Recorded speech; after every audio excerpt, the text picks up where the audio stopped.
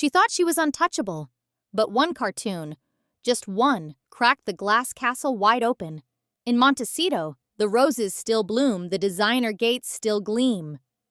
But inside the Sussex mansion, chaos. Absolute raging, foot-stomping chaos. Because Meghan Markle, the Duchess of Dismay, is not handling a certain animated roast very well. According to jaw-dropping insider leaks, she didn't just dislike the South Park episode, she spiraled. And not in a quiet, graceful way. We're talking screaming, sobbing, door-slamming, the kind of meltdown that makes you wonder if the mirror finally shattered.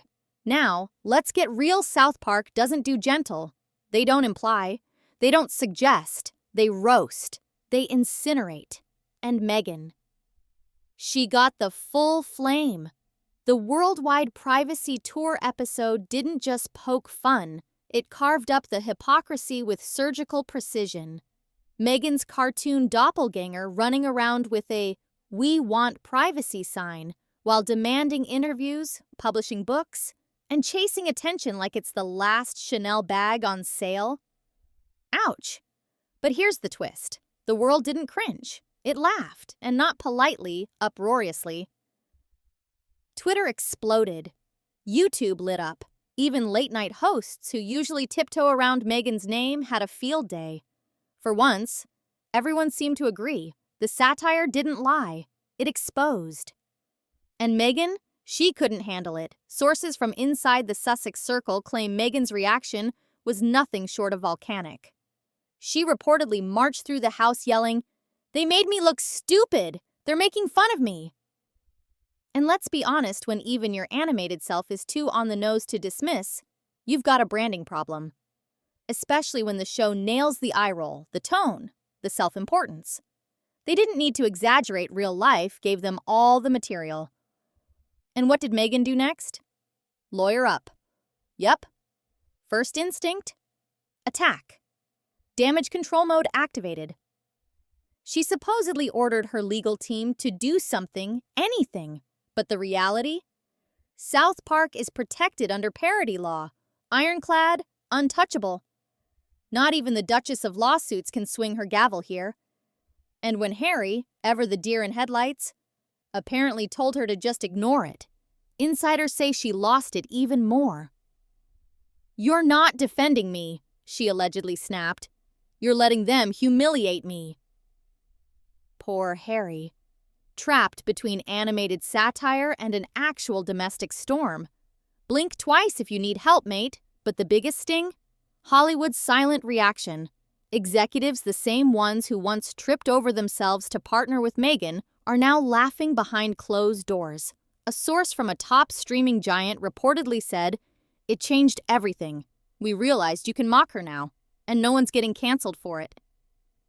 And if Meghan thought that was the end of the humiliation, well, what she doesn't know is what else insiders are leaking next. Because the breakdown? That was just the start. So meltdown mode is engaged. The walls are shaking in Montecito, and Meghan Markle is reportedly pacing the floors like a Shakespearean villain mid-monologue. But what happens when the show's over and the cameras aren't rolling? Here's where it gets darker. Insiders say Meghan's breakdown didn't end with slamming doors and legal threats. Nope. That was just Act 1. What followed, behind closed doors, was a psychological nosedive. Multiple sources close to the Sussex camp claim Meghan became obsessed with headlines with Twitter threads, with TikToks mocking the South Park episode, with YouTube channels dissecting her every twitch. She was reportedly glued to her phone, refreshing every platform like it held the key to her reputation. What are they saying now? Who's talking about me? Is anyone defending me? The questions came like clockwork, and when the answers weren't flattering, which, spoiler alert, they weren't, the spiral deepened. You'd think a woman with multi-million-dollar deals, a mansion, and 2 adorable children might have a thicker skin by now. But no. Meghan didn't just take it personally, she took it existentially. According to one staffer, she became convinced the South Park episode had damaged her permanently. And it gets worse. Meghan reportedly began blaming her entire team. PR reps' assistants, brand managers, no one was safe. She wanted to know why no one had warned her this was coming. Why wasn't there a strategy in place to counter a satirical ambush? As if someone in the war room was supposed to predict that Trey Parker and Matt Stone would unleash a flamethrower on her image. A source claims Meghan called an emergency meeting with her media advisors, demanding they repair the narrative and restore her dignity. But here's the problem. What dignity? When you've traded privacy for podcast deals and healing journeys on Netflix, what's left to salvage? The public isn't dumb. They see the contradiction. And now, they're laughing at it openly, loudly, without fear. Meanwhile, Harry is said to be growing increasingly checked out. And can you blame him? Reports say he's retreating into silence, allegedly spending more time alone, avoiding confrontation, and distancing himself from the PR fiasco. For a guy who once marched behind his mother's casket with stoic grace, this cartoon-induced circus must feel like a surreal joke. But even he knows the tide is turning. Hollywood, once eager to embrace the Sussex brand, is now rolling its eyes.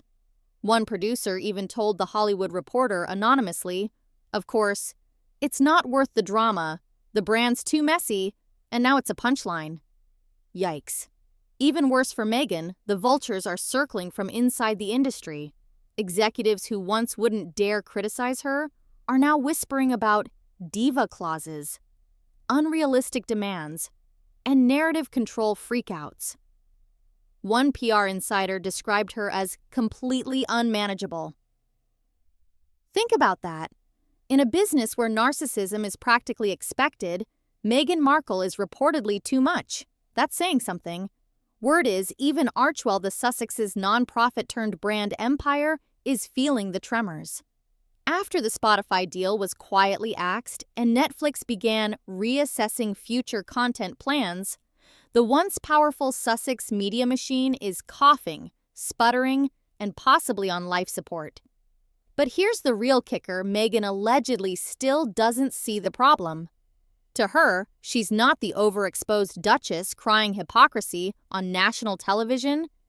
She's the wronged woman, the victim of a cruel, misogynistic media machine.